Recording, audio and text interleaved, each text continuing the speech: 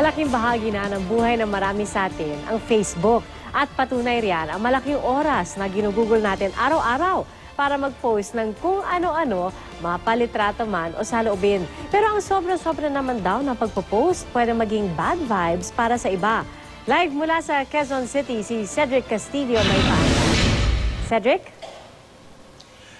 Yes, Pia, meron nga tayong kasabihan na kung ano man yung sobra, minsan talagang hindi maganda. Gaya nga nung nabanggit mo, isang psychologist yung nakausap natin na ang sinasabi niya, kahit pa good vibes yung mga pinopost mo, kung excessive naman daw ito, posible namang mag-cause ng bad vibes sa ibang users.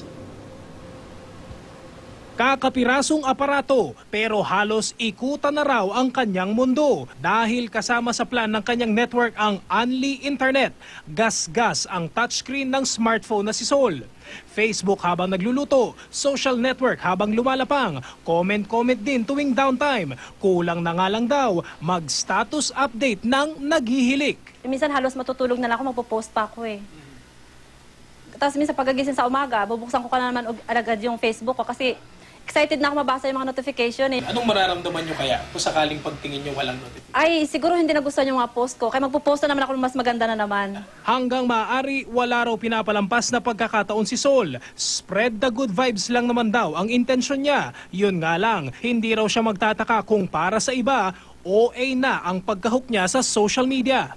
Feeling ko nakakairita din, kaya wala silang magawa kasi kaligayahan ko to. At saka ito yung ano ko, dito ako masaya eh. Pagdating nga naman sa status updates, profile pics at iba pa, wala raw basagan ng trip lalo't wala namang nasasagasaan. Pero kung gagawin mo naman daw mala diary ang iyong account sa ibang social media users, maawa naman daw.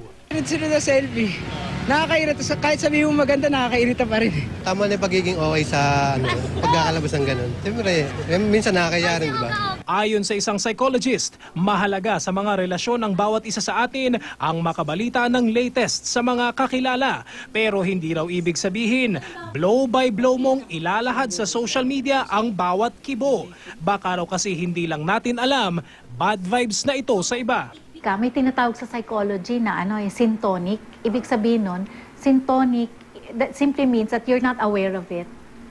That you're doing it, that you're irritating. In a way, you sort of abuse the time of people. Ang kaya lang ng perceptual field ng anybody na tumitingin sa isang set of stimuli is 7 elements. Maaaring katuwaan lang para sa marami, pero may mga pagkakataon daw na ang pagpo-post sa social media nagiging therapy na para sa iba.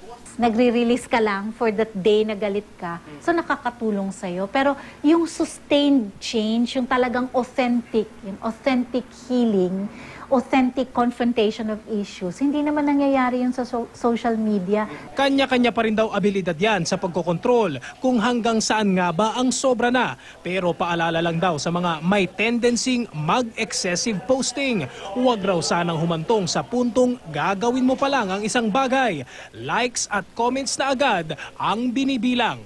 Parang may feeling ka that you live in an aquarium, that somebody has to picture you, monitor. Wala na, nawawala na yung spontaneity.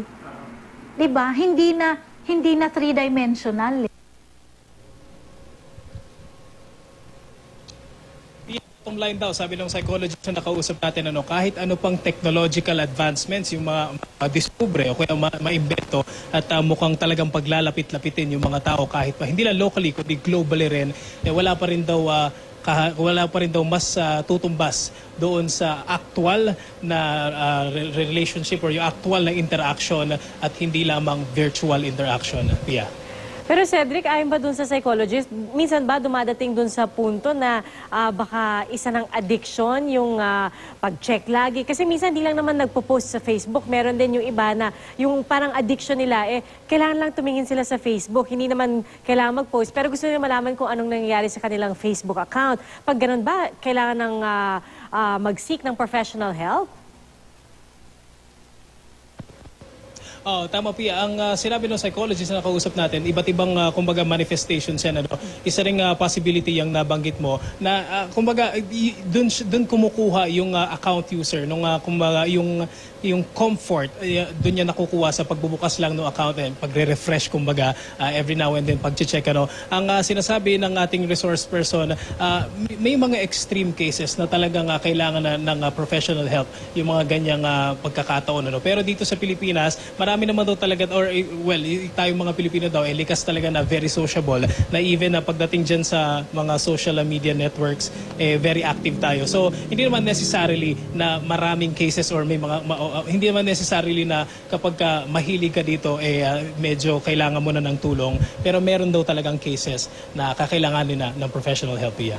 Basta everything lang daw talaga in moderation ano. Maraming salamat sa iyo, Cedric Castillo, at sa iyong paandar.